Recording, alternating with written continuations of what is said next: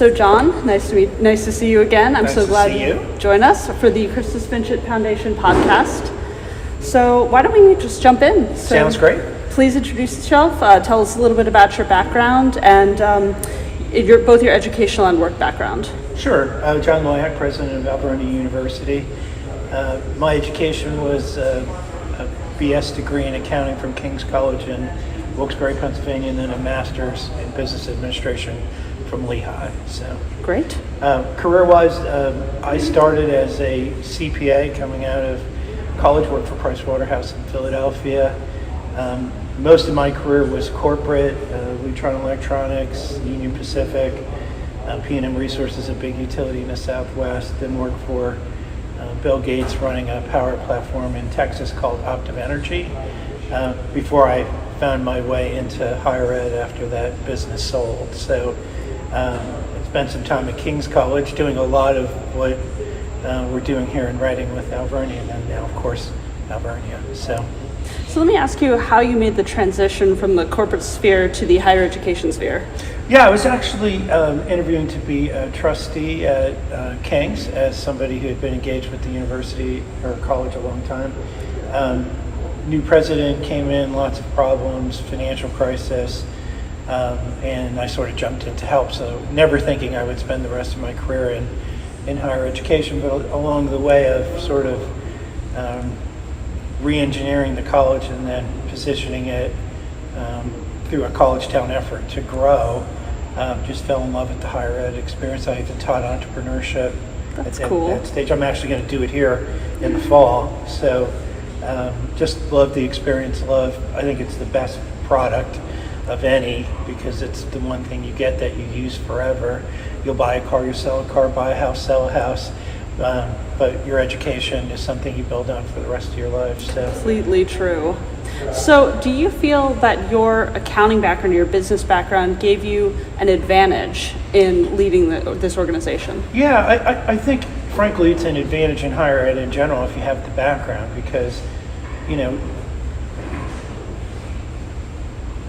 move back 15 years when, and time immemorial before that, where there was always more supply of students than there were seats in classes, right? You could almost not run an institution like a business because there was always supply. You could always raise your price, which frankly I think is how we've gotten into the whole student debt issue, right? So true, yeah.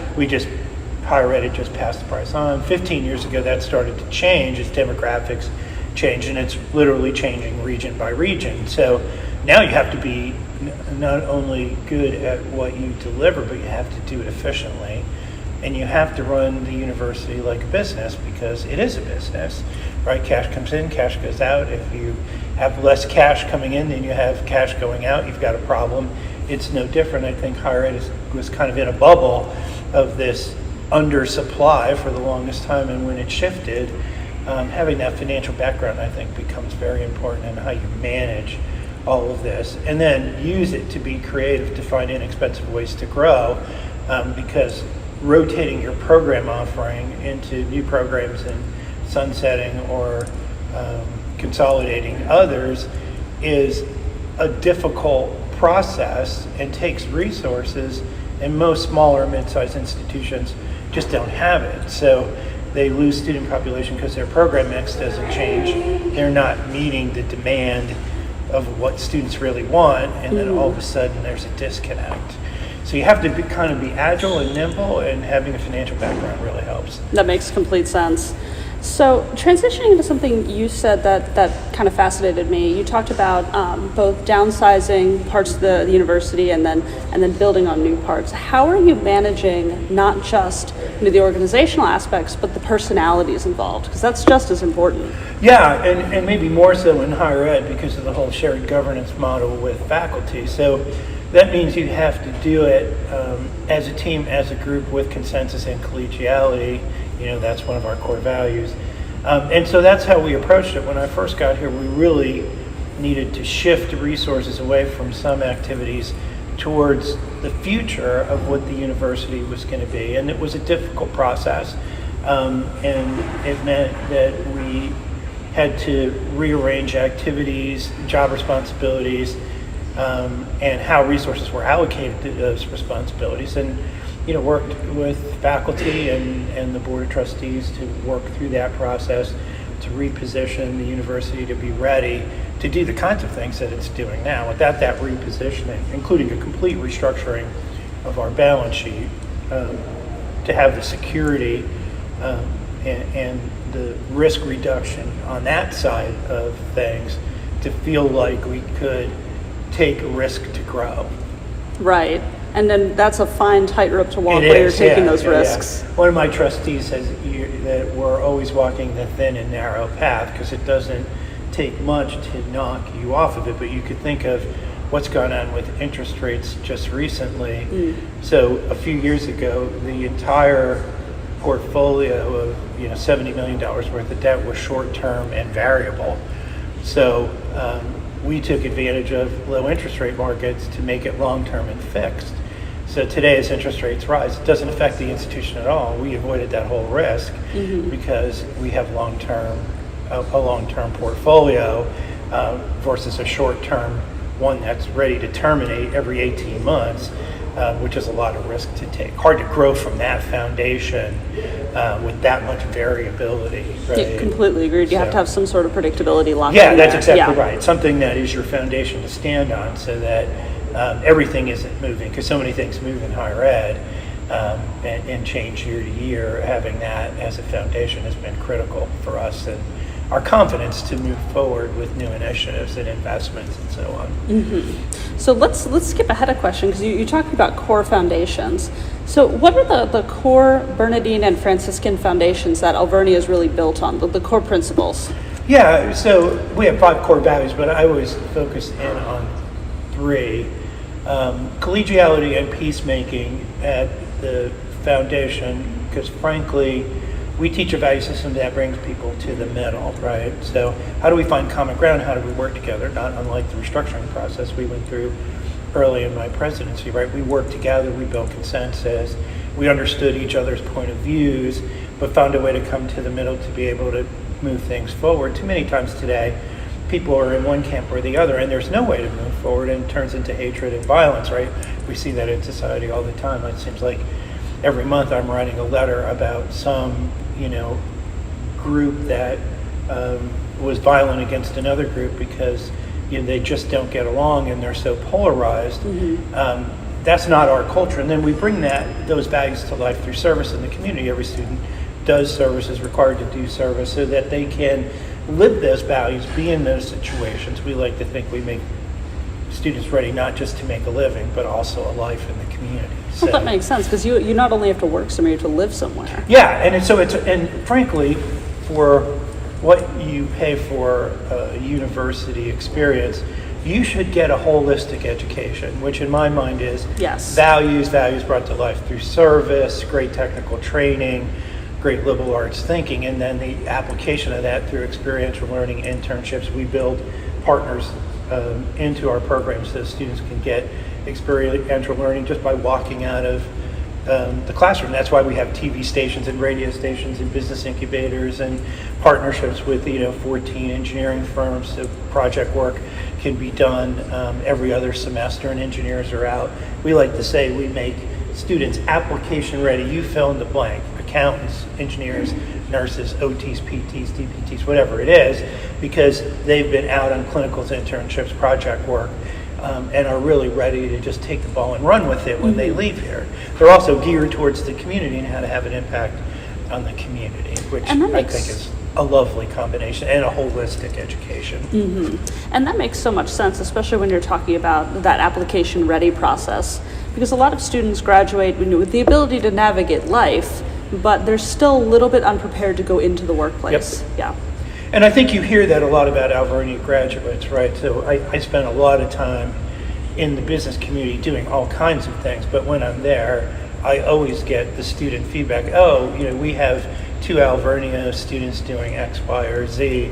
And the feedback always is, and they came to us ready. And that's, in my view, how I know we've done our job. If we're sending kids that are out and they're ready to really take on that first job and build a career, then we did what we were supposed to do. And then when I see them active in the community, then the holistic model. And there's that right, core value again. Core value again, so. And that's a great way of approaching leadership, is not only directing from the top down, but getting that feedback and application from the bottom up. Yeah, this goes back to business background too. So we're big believers as leaders of the institution on plan, do, check, act, right? Mm-hmm. So we're always planning, we're working with people on those plans, we're checking our progress with data, taking corrective action when we need to, and continuing that loop. So to do that effectively, the organization needs to be going through those loops on a regular basis. It just can't be leadership or some section of the university or one campus versus another, right? Those things have to be going on, so we know we're monitoring and continue to make the progress we want for the student experience. So that makes complete sense. It's a great process. So here's kind of something, an interesting switch. So Alvernia traditionally focused on the liberal arts, and in recent years you've been adding, business, engineering, science, entrepreneurship. How do you balance that with the core mission and original purpose of the university? Yeah, and the liberal arts education isn't lost. So when I'm in front of groups, I always talk about, we make a commitment as part of the Alvernia Advantage strategic plan to students to deliver 5 things.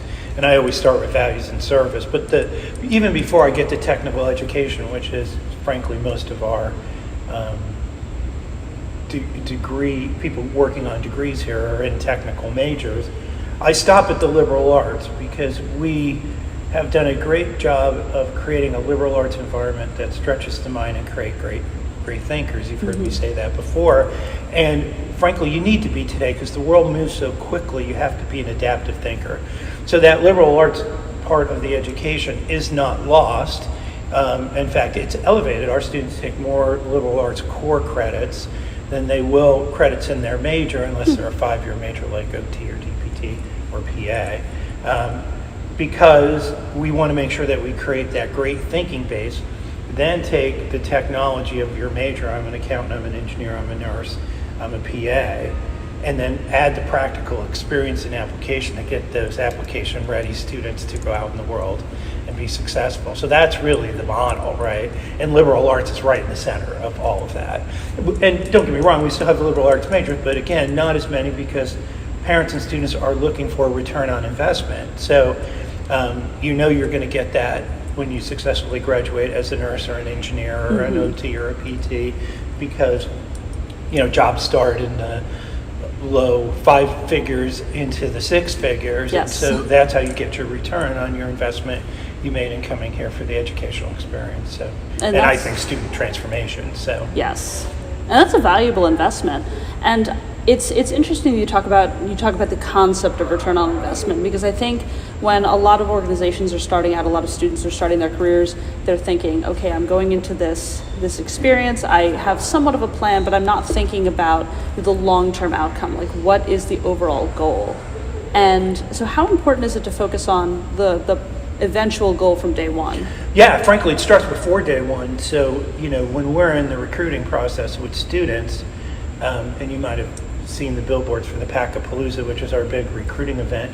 That event is focused on sort of this whole tunnel of things you need to get exposed to here, including, what does it really cost to come? How do student loans work? And then based on your field, what is your return on investment, right? And exactly. So we're building those propositions in from the time we first make contact as we're building our sales funnel with impressions. That data is, the job return data is always part of that communication, all the way down through getting you interested, getting you deposited, and getting you to your first set of classes as a freshman. And then through your experience, that's always being checked in because you're doing experiential learning, internships, working your way towards that goal of the return on investment. And then with our career placement office, getting you into that first job in your career and making sure that revenue stream for the investment is at your fingertips. So makes sense. It's the complete process. Yeah, it's a whole life cycle, right? So So speaking more about connection, you've made a lot of great partnerships with local companies and businesses in the Berks County community. So can you talk about how companies are partnering with Alvernia? Yeah, I think the concept of partnership comes from two things, right? So we continue to want to grow the institution because we see the opportunity to do it, and technical programs are the way to do that. So that's been one connection to the community. When we don't go in a dark room or a smoke-filled room and say, oh, let's add engineering. That's a multifaceted process. And one of the key facets is, does the community need engineers? Yeah. Right? So, and funny enough, if they do, and we've seen this with many of the programs that we started over the 3 years that I've been here, they want to partner because they need interns, they need full-time employees, they, whether it's working with Tower and St. Joe's on the number of nurses that we need to get out into the workforce, or, we have 12 different large businesses on our engineering advisory council, and so they're working with us on developing the program. They're helping us fund lab equipment. They're helping with student internships and student project work so that they can have fully trained and application-ready people to come work with them, right? And so many of our programs are built that way. That builds partnership. The other thing that I think touches the community, the university has always been great in touching the community and making a connection because of the service work, right? So that's an arm. There's another way to do that, and that's economic redevelopment. And so the whole college town model creates this second pillar of how you touch and partner with the community, because if you're driving economic redevelopment, whether it's through OPAIC and a student-centered business incubator, or it's investment in a downtown needing economic redevelopment and investment, and then helping to lead that effort forward, there's a lot of partnerships that you enter into, not so much that people are just focused on Alvernia, but they're focused on downtown Reading or downtown Pottsville, right? Because we're doing a college town effort up there. And it really accelerates the number of partnerships. And frankly, coming from those two things, there's a whole bunch of partnerships that fill in the middle, that fit somewhere between those things, or people who just love the university and all of the news and chatter around what we're doing re-engages them in a way where they engage with us again, right? And so we've had all of that. I've had, alumni in tears about how this university changed, how much more valuable they think their degree is, and they're re-engaging with us because they're so proud of the success and how the university continues to transform itself and grow, and the reputation transforms and grows, all the way to community leaders, whether it's on the political side or on the community side.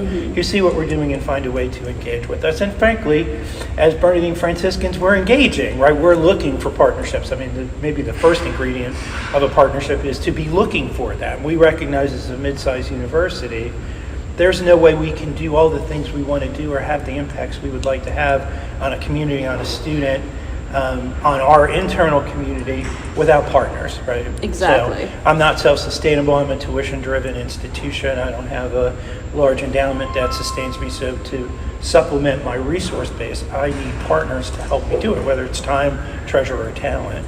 And this community has been has it all. Over the top in wanting to be involved, be engaged with us, and helping the process along. Frankly, most of my job these days, because I have a great leadership team, is in design and development of those partnerships and engaging and just being out there, making sure the conversations are happening and the connections are happening. And it's elevated not just Alvernia, but frankly the community, particularly the downtown community, both in Pottsville and in Reading. So, and that's really great because it moves people beyond the concept of just passive watchers to active stakeholders. Yes, exactly right. That is maybe the most fun thing, other than getting our students through this holistic transformation, which is what we do, right?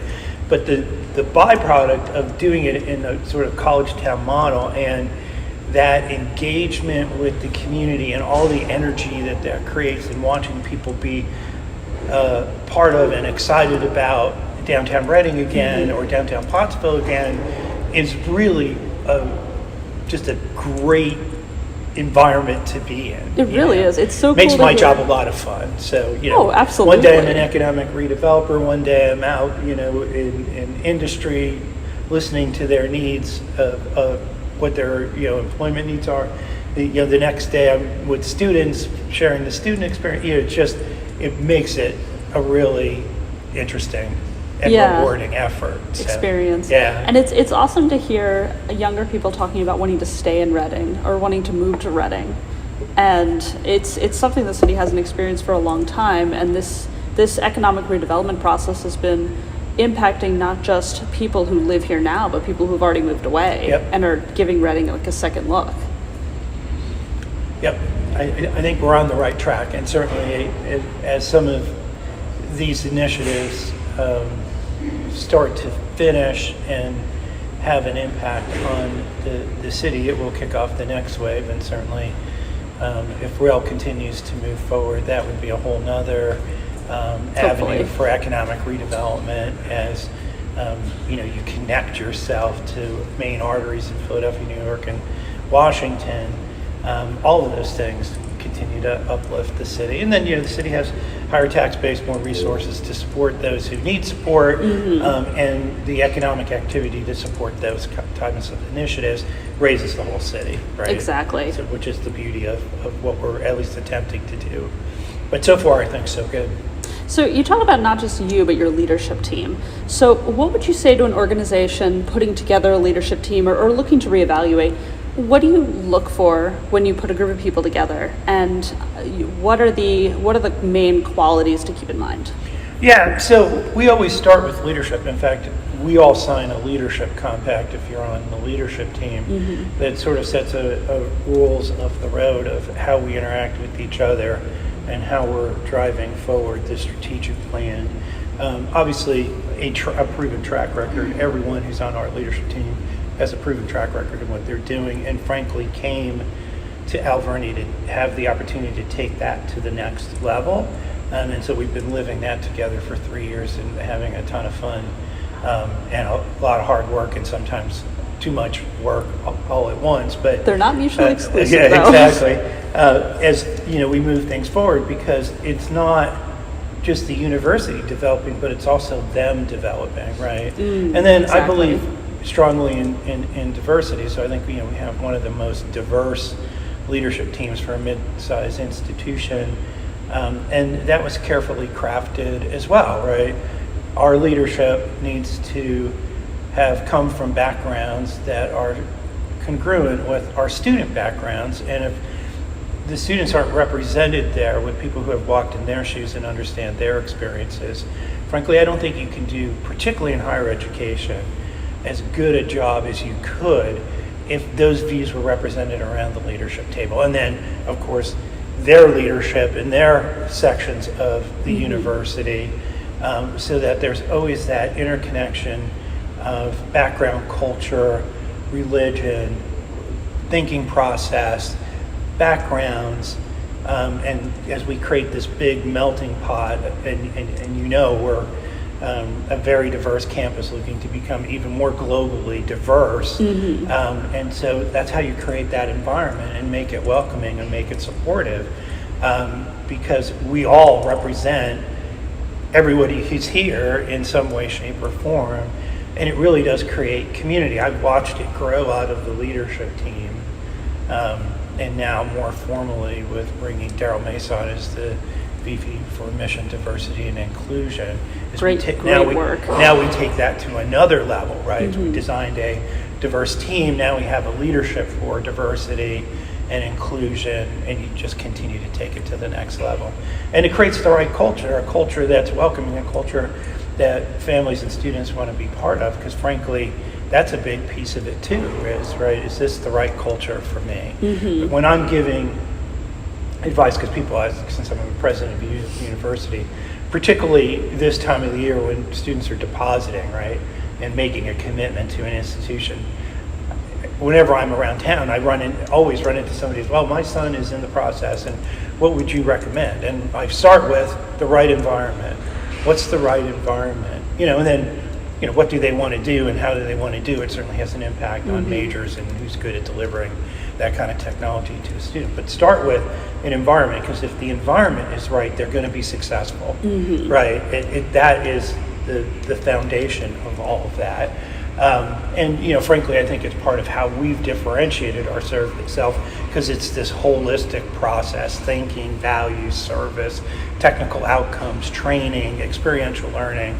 Right, you're getting the whole thing, and then we wrap that with the student experience, and 40% of our students are athletes, so we have 30 athletic programs. That's still really amazing. Great facilities, all of that. That's you've got to be able to do that whole package, right? And I like how you talk about diversity not just as in terms of job set or skill set, but like the whole person. Yep. So like all of your experiences, all of your life choices coming together to make the student experience. Yeah, and frankly, it makes us better thinkers too, because we all come from different backgrounds and approaches. When you mold that together, melt it together, it creates this great forum to develop a strategy and implement strategy, right? Exactly. Because we've got the perspectives around the table to do it, right? One point of view is great. I worked for a gentleman once who said, one very smart person might be right 95% of the time. Put 6 of them in the room, they're right 99% of the time, and that's the difference between being successful and not. Exactly. Right, and so I've lived that thought my whole life, because it's hard to argue with that, right? And so that's what we did with the leadership team, was get 7 really bright people from different backgrounds, and you'll be right enough to be successful, right? And it's, at least for the first 3 years, it's proved out.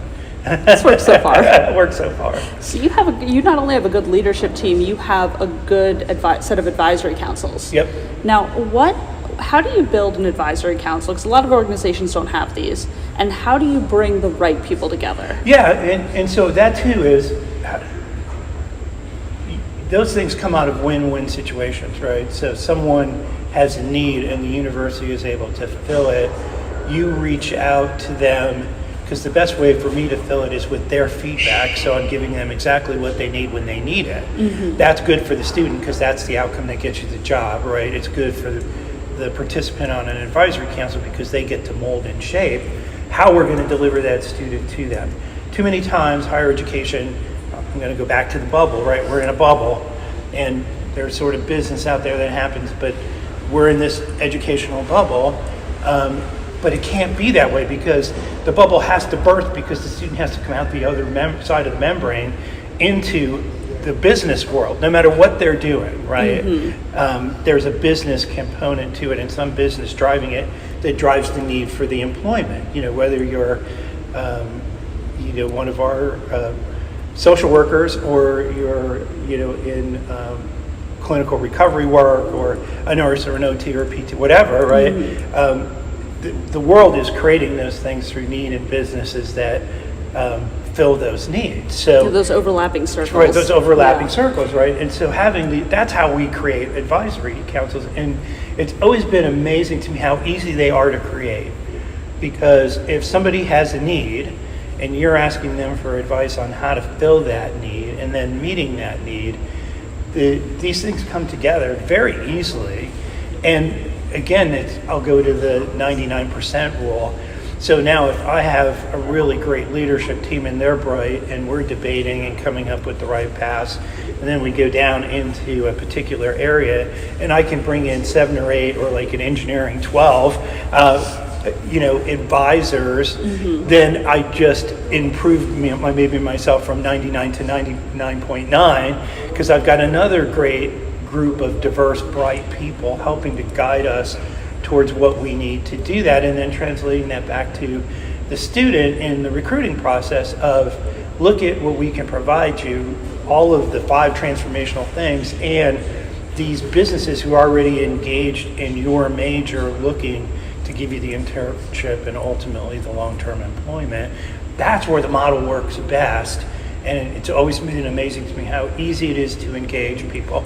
I have an engineering advisory council because when I was onboarding, while I was president-elect and in the community doing a lot of lunches and dinners, I would end the dinner with, what isn't Alvernia doing for you that you would like to see done? And 8 times out of 10, engineering came up. We need engineers. we don't have a comprehensive set of engineering programs here in the market. We're always recruiting people from outside the market. They don't always stay, so then we're re-recruiting. We're always behind on filling engineering positions. I, from a student demand perspective, saw the opportunity through College Town to be able to do that at a mid-sized university, put the two together. All I did was send emails afterwards saying, oh, you want engineering? Would you be interested in being on the Engineering Advisory Council? Never got a no. That's not one awesome. time. And I can imagine they would turn that down. Right, it was that easy, right? Because they need engineers. Are you really, a couple of responses, are you really serious about engineering? Well, you're going to help us decide if we're really serious about engineering. And if we are, which laterals of engineering do we do first to meet the need the fastest? And that's how we wanted to put the first 3 programs. We didn't pick those. The local community picked those because they need them. We're working on 4 more as we fully build an engineering school. And the feedback for those programs come from the Engineering Advisory Council. And what's so great about that is that Berks County specifically was a hub of manufacturing in southeastern Pennsylvania. And Alvernia is really gearing up the skill set to turn it back into yeah, that's right. So my faculty will kill me for saying this, but I'm always looking at the parallel. So we always say we don't have enough plumbers or electricians. This is true. And that's true. And so there's a piece of education that absolutely needs to be focused on trades because those two are far more vacancies and people trained to be able to execute on the vacancies, which holds back economic growth and development. But we're no different than that in many ways because a lot of our outcomes are technical. So in one sense, we train a nurse to be a nurse. We train an engineer to be an engineer. Those two are technical jobs in the community that are just underserved because we've got this enormous manufacturing base and frankly, a lot of research and development that happens here in our region. Oh, we're a hub of right? R&D. And no feeder system putting out the technical minds that can go in and help them continue to grow their businesses, and then the beauty of them staying in our community, building their family in our community, being part of our community, serving in our community, and having brain gain instead of brain drain in Berks County and the region, right? And it makes sense because we're moving into a more technical world. Overall. Yeah, that's exactly right. And that's where higher ed, I think, in some senses gets stuck, right? Yes, I would agree with that. So you're a small liberal arts institution. How do I switch gears, or can I even switch gears, or can I figure out a resource efficient way where I can switch gears towards these technical outcomes, because that's where the demand is. And if you're going to spend on a university education, again, what you spend, you better be able to put the student in a pathway to earn that return. And it's hard to do that in a pure liberal arts environment where it may prepare you for the next professional development opportunity, grad school, law school, medical school, dental school.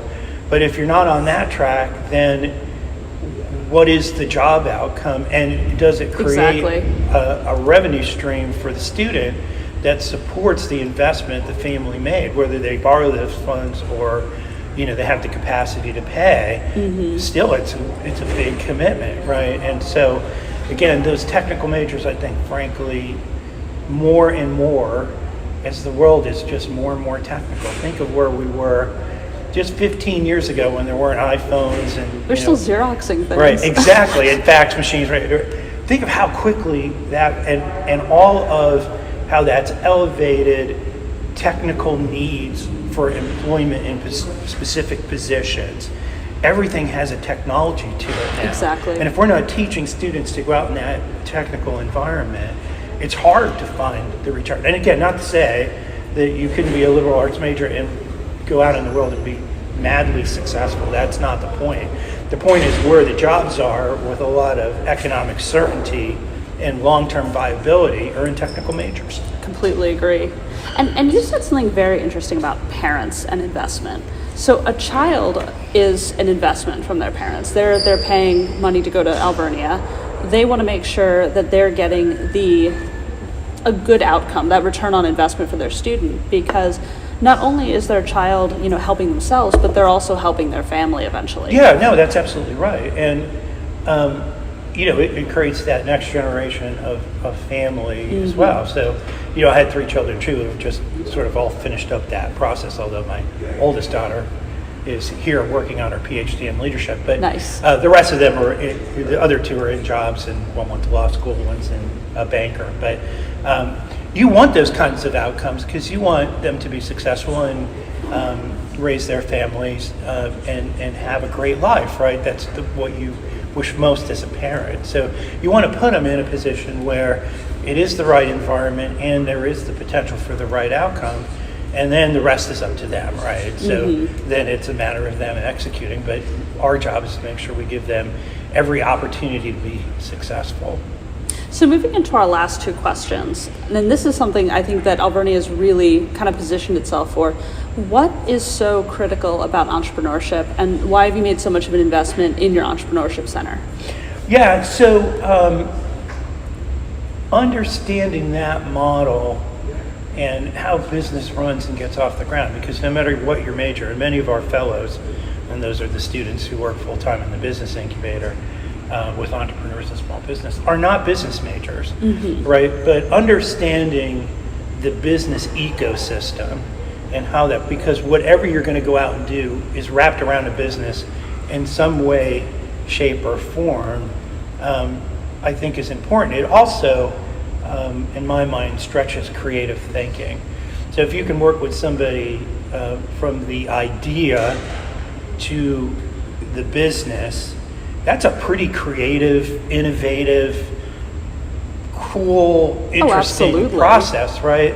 And all the things you learn about what it takes, how to analyze things, how to get people interested and sell an idea. No matter what field you're in, you'll be selling ideas. Everyone needs to know how to sell. Right, exactly, right? Everything. It's funny, as an accounting major, I always thought, I like the numbers part of it and the analytics and all that, but I'm not a salesperson. Oh, that's what I said too. Right, and I spent all my time selling the university, right, as the president, so, and have in many of the positions that I've had. So those kind of interesting traits that get exposed in an incubator environment, and frankly, our students learn as much from the business that doesn't move forward as the ones who do. For the ones who don't, we help them get through that cycle quicker. And entrepreneurs are usually serial idea people, and so that gets them to the next idea faster. And they've learned a few things that will help make that more successful. And then they can come back to us with that, and we'll help them through that process. Frankly, seeing capitalism up close and personal in a society that is capitalistic, right? How capital is raised, how people invest, how businesses get off the ground and get started is just a great part of the education. So, whether you're an English major or a communication major or a marketing major or a philosophy major, we've had all of those students in the incubator working. And, because we train you in project management, business case development, marketing and sales, so that you can work with the entrepreneurs and you have this mentor network that helps develop you and the entrepreneur. It's great. So. That makes so much sense, because business management skills, business management is a major at a lot of universities, but those are skills that everyone needs. That's right. Even if you're going to be an occupational therapist and a sole practitioner, you're running a business, right? You got to bill people, you got to collect, you have to work with insurance recoveries and all these other things.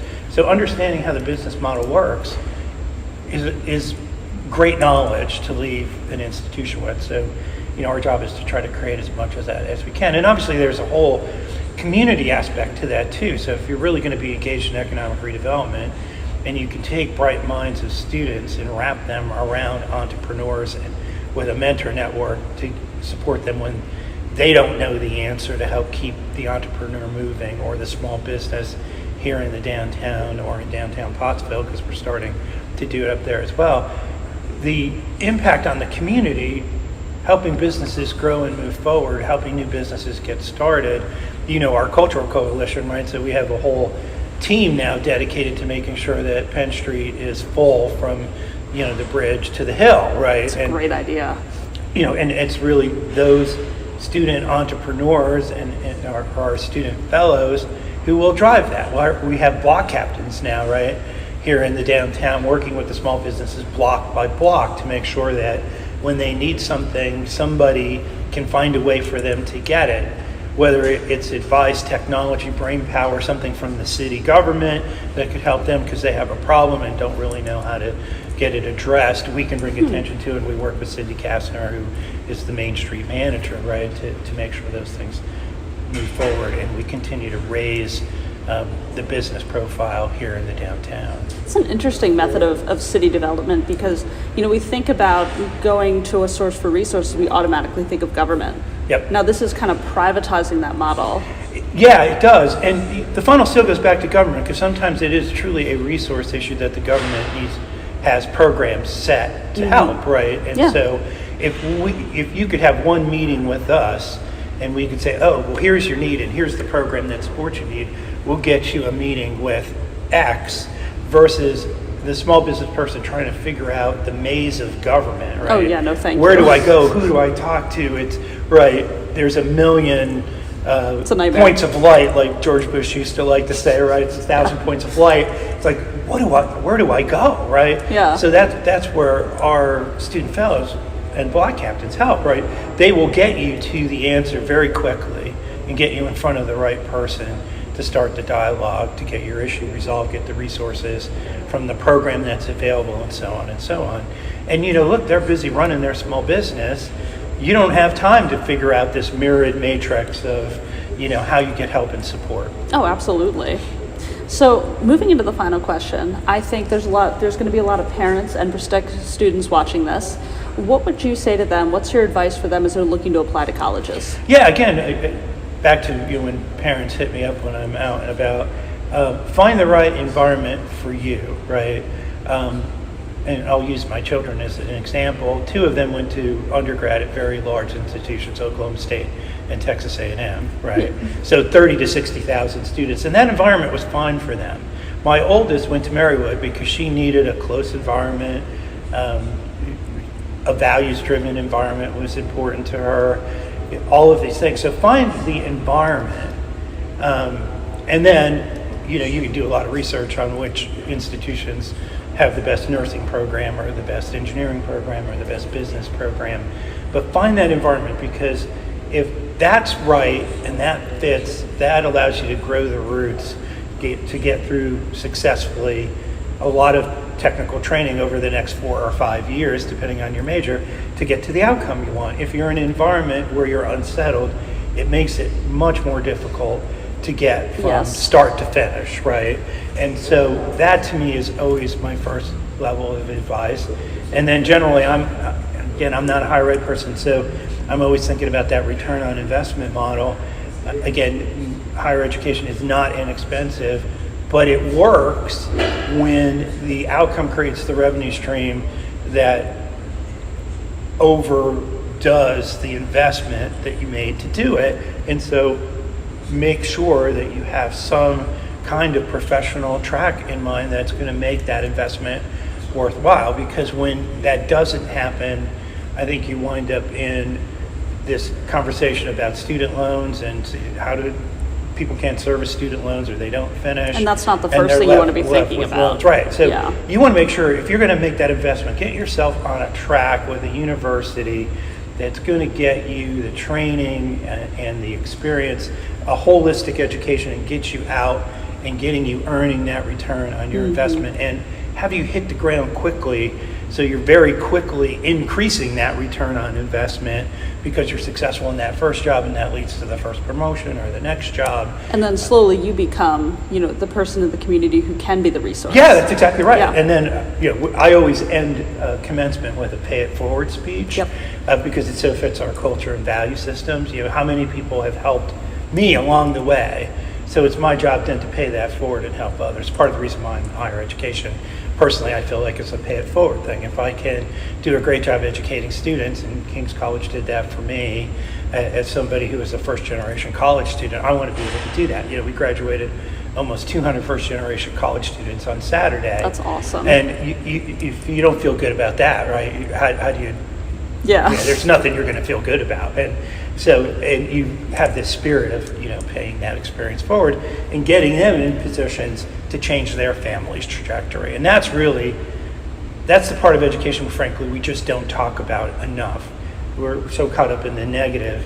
These transformational experiences, these holistic learning experiences, developing a young adult socially, morally, technically, thinking, socialization, all those things, is a glorious, glorious outcome. And then they go run with it, and you see what they do. When I was teaching entrepreneurship at King's, I always loved running into my students. It was an upper level class, so they were juniors or seniors, so they were headed out the door by the time they got to me. And you'd see them out in the business community doing their thing. That's so cool. How proud you are of, Yeah. they're hitting the ground running and building a career. And it's amazing how many of them I'm still friends with on LinkedIn and all of that, and you watch their career progressions and send a little note back and forth every now and then. It's just, that's the awesomeness of higher education. So if we do it right, and we retain and we graduate into these technical outcomes in the right environment that develops the student, it's glorious. There's no downside. There's nothing negative. A student loan in that case is a great thing because it facilitated that outcome. And it was the investment that gets the return. Exactly. Well, thank you so much for You're your welcome. time. This has been a great conversation. My pleasure. Looking forward to having more. Yep. So you've been listening to the Christus Vincit Foundation podcast. Today we were joined by John Loyack, president of Alvernia University in Reading, Pennsylvania. So thank you so much for joining us, and we look forward to seeing you next time.